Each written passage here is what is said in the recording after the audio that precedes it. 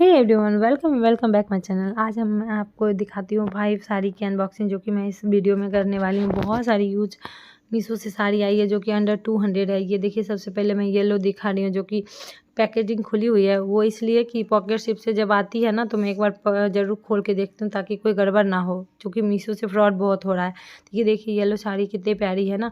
इसकी full review देखना चाहते हो तो आपको हमारे चैनल पे विजिट करना होगा। वहाँ पे आपको इसकी साड़ी की फुल रिव्यू मिल जाएगी। नेक्स्ट जो साड़ी है ये ब्लैक कलर की, ये देखिए 200 समथिंग कुछ, मतलब 10 या कुछ प्राइस में है। ये देखिए, बहुत प्यारी सी साड़ी है। अगर इसका भी फुल रिव्यू देखना चाहते हैं तो आप लोग मेरे चैनल को पे जाके देख लीजिएगा। वीडियो पसंद आई तो लाइक कीजिएगा, शेयर कीजिएगा।